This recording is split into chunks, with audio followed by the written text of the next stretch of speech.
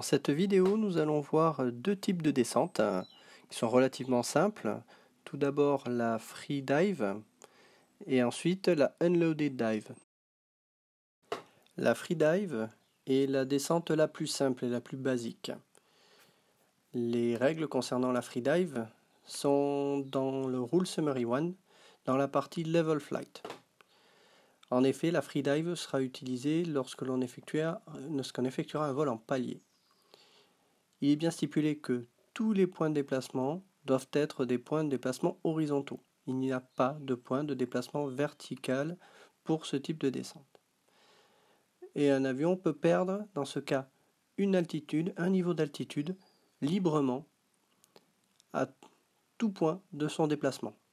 Donc clairement, lors d'un tour où on va effectuer un vol en palier, on pourra descendre d'un point d'altitude sans que ça nous coûte le moindre point de déplacement. Concrètement, voilà comment on va l'utiliser.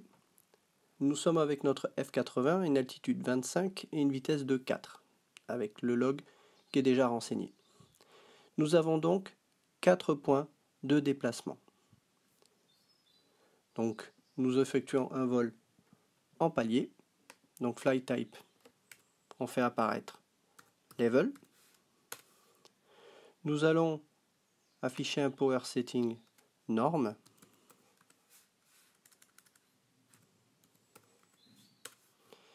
Qui donnera 0 point d'accélération. Nous sommes en clean. Et nous sommes en palier. Ce que nous devons vérifier, c'est notre vitesse. Est-ce qu'elle est supérieure à la vitesse de croisière de l'avion? La vitesse de croisière étant de 4, on a une vitesse qui est donc égale à la vitesse de croisière. Nous n'aurons pas de moins 1 en décélération. Donc, pas de décélération. Nous allons donc déplacer notre avion de 4 points. 1, 2, 3 et 4. Et nous allons perdre un point d'altitude. Moins 1. Ce qui nous amène au tour suivant à une altitude de 24. On peut modifier également l'étiquette.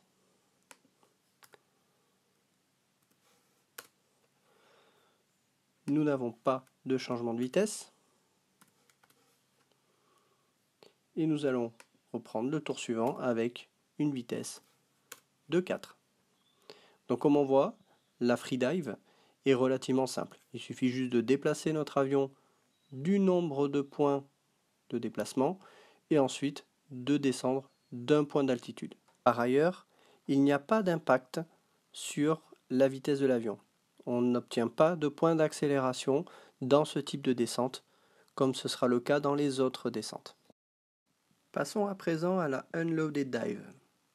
Elle est relativement similaire à la free dive, mais avec un paramètre d'accélération. Là encore, tous nos points de déplacement devront être des points de déplacement horizontaux. Nous n'aurons donc pas de VFP sur ce type de descente. Le choix de faire une unloaded dive a surtout pour but de reprendre de la vitesse. Le but c'est de pousser sur le manche et donc de faire accélérer davantage l'avion. Pour un point de déplacement horizontal que l'on utilise en unloaded dive, nous allons avoir une accélération lors du premier tour de 0,5 par niveau descendu. Et sur les tours suivants, nous aurons une accélération de 1,0 par niveau descendu. Alors la grosse différence par rapport à la free dive, c'est déjà cette possibilité d'accélérer, mais surtout, c'est qu'il y a des contraintes sur ce type de descente. Si on fait un choix de faire cette descente, nous ne pourrons pas effectuer d'attaque ni même de visée lors de ce type de manœuvre. On ne pourra pas effectuer de virage ou de préparation de manœuvre. Ensuite, si on fait un unloaded dive, on doit utiliser ces points de unloaded dive sur le tour de jeu de manière continue. On ne peut pas faire un unloaded dive sur le premier HFP, prendre un palier standard pendant 2 HFP, et ensuite au 4e HFP, refaire un unloaded dive. Il faut absolument les faire de manière continue. Si on le fait dès le premier point de déplacement, on va devoir le faire pendant 2 points, 3 points, et ensuite on effectue une autre manœuvre. Voyons en pratique l'utilisation de la unloaded dive. Nous sommes avec notre F80 à une altitude de 25 et une vitesse de 4. On remplit le log en conséquence. Nous allons donc avoir 4 points de déplacement pour ce tour. Pour la unloaded dive, nous avons dit il faut qu'on les utilise de manière continue. Donc soit on décide de faire le premier et le deuxième point de déplacement en unloaded et ensuite on continue en palier. Mais auquel cas, si sur le tour suivant on veut continuer en unloaded, on devra reprendre à zéro comme si c'était un premier tour. Donc l'accélération sera moindre. Donc nous allons effectuer tout ce tour de déplacement en unloaded. Donc nous allons utiliser les 4 points de déplacement. Nous déplaçons donc l'avion de 4 points. 1, 2, 3, 4.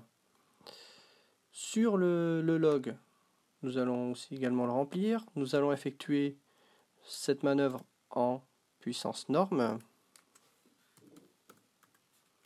qui donne un point d'accélération de 0.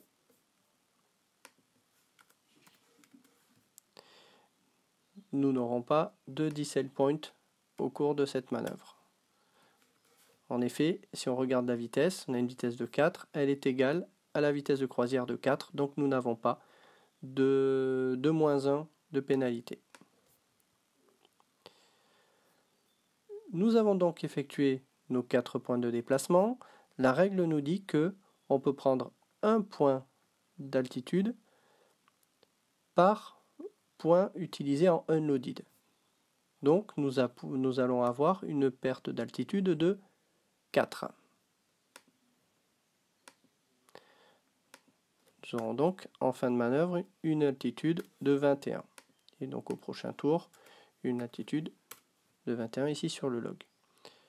Altitude change, -4. Ensuite, maintenant nous allons voir les paramètres d'accélération. Nous sommes dans le premier tour de l'utilisation de la unloaded dive. On aura donc 0,5 d'accélération par niveau perdu. Nous allons donc avoir 0,5 x 4 et donc une accélération de 2. On a donc 2. Le rapport entre les accel points et les decel points, la somme fait 2 points d'accélération. Nous allons donc avoir une variation de vitesse de plus 0,5. Nous allons donc avoir au tour suivant une vitesse de départ de 4,5. Voilà pour ce premier tour. Nous allons continuer avec un deuxième tour à un unloaded dive. Je n'avais pas mis ici, un unloaded dive. Le tour suivant, en unloaded dive, nous allons reprendre les mêmes paramètres de puissance en norme, ce qui nous donne une accélération de 0, là encore, sur notre data chart. Et nous allons avoir 4,5 de déplacement. Donc déjà, pour le tour suivant, on aura 0,5 en FP carry à retenir. Nous allons donc avoir 4 points de déplacement sur ce tour-là. Nous allons utiliser la totalité de ces points en unloaded. Donc nous pouvons déjà déplacer l'avion. 1, 2, 3 et 4. Et donc nous allons pouvoir perdre, là encore, 4 points d'altitude. Ensuite, les paramètres d'accélération. Cette fois, nous avons continué la unloaded dive sur le tour suivant, donc nous sommes dans ce paramètre-là, next turn, 1.0 d'accélération par niveau perdu. Nous allons donc avoir 4 points d'accélération. et 0 point de décélération. Et en fait, pas tout à fait. On va quand même avoir un point de décélération. Pourquoi?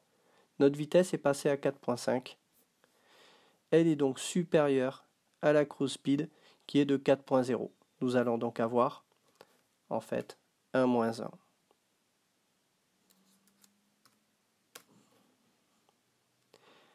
Le rapport donc entre les accel points et les descent points, nous sommes à 3. Nous allons donc utiliser 2 points pour accélérer, 0.5 d'accélération. Il nous reste donc un point d'accélération qu'on garde en carry pour le tour suivant. Donc l'altitude, nous avons perdu 4 points. Nous allons donc avoir une altitude de 17 au tour suivant.